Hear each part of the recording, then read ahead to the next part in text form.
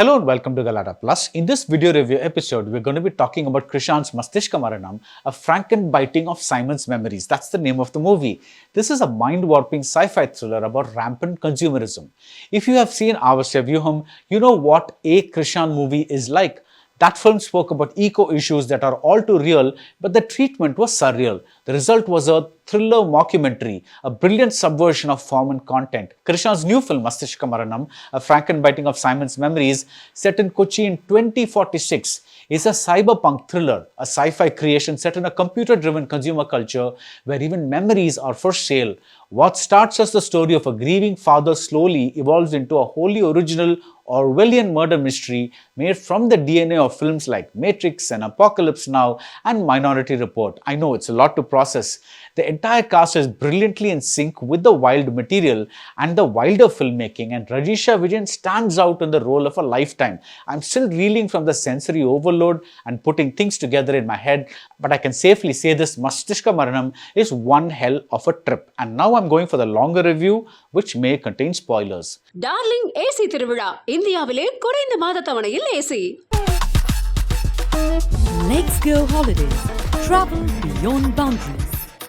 Presta Premium Women's Wear. Let your body love it. The city is in chaos. Black markets are thriving. This is a world in which consumerism is everywhere, and the small irony is that it looks like we, in the present day, are already halfway there. Companies take photographs from a dead person's social media account or from other places online, and they use these photographs to create personalized ads. For instance, you could have put up your grandmother's picture in an obituary notice, and some company could use her likeness to sell you a product. It's the height of personalized service.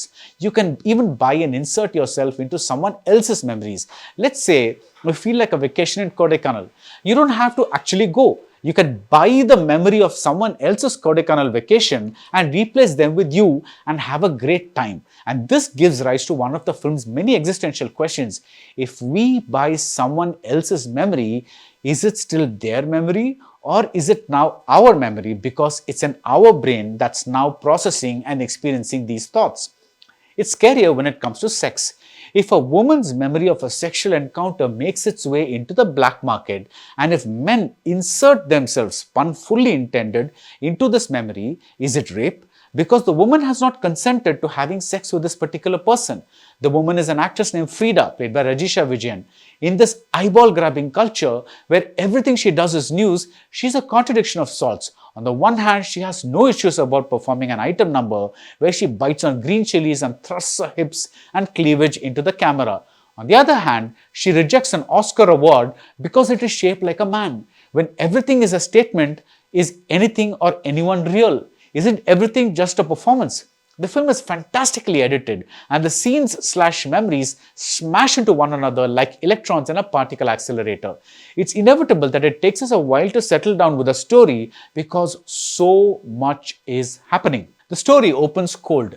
Bimal, played by Niranj Maniyan Pilla Raju, is in his bathtub. He's playing some kind of VR game. It looks like a war game with people killing and people getting killed. Later we realize that this man has lost his daughter to an illness, and he is trying to numb his pain by entering the memories of people who have had near-death experiences. Their daughter is another signifier of the rampant consumerism in this version of Kochi. Vimal and his wife could have had a genetically modified child with no possibility of illnesses, but they chose to have her the old-fashioned way. Why? Because they could not afford the new-fashioned way. The wife, however, has moved on. She has somehow managed to get the money for a surgery that has removed the most painful memories of their daughter, so she can look at the little girl's pictures without feeling tragic amounts of emotion.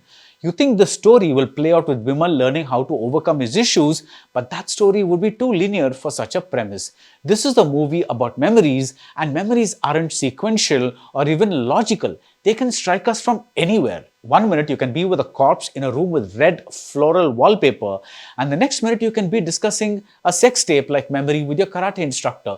The brilliance in the writing is that it's not random. There is a sense of a story that adds up, just not in the conventional way where cause precedes effect. There are murders, a ninja warrior, a syndicate that controls Malayalam cinema, an ethics teacher whose life is is not exactly ethical, and because of Bimal's expertise in game playing, that is, inserting himself into memories and becoming someone else, there are murders, a ninja warrior, a syndicate that controls Malayalam cinema, an ethics teacher whose life is not exactly ethical, and because of Bimal's expertise in game playing, that is, inserting himself into memories and becoming someone else, he ends up doing detective work for the police. So yes, even though the narrative does not directly point to Bimal's salvation, he overcomes his grief because he has had no time to think about his daughter, at least for this time. He is already so numbed with police custody and court cases, and his grief needs no further numbing. An ordinary message movie would say, keep your mind occupied. That is the best way to move on. Krishand doesn't say it. He shows it. There is more consumerism in store, for even the murder trial is sold to sponsors and the witnesses are asked to perform Big Boss style for a large number of viewers. So it makes sense that the prison where suspects are held is shown as a glass cage, whether with memories which remain inside or events happening outside. There is no hiding. Masthishka Maranam is a fantastic and fantastical film that doesn't feel like science fiction. It feels like a reality we are all too close to.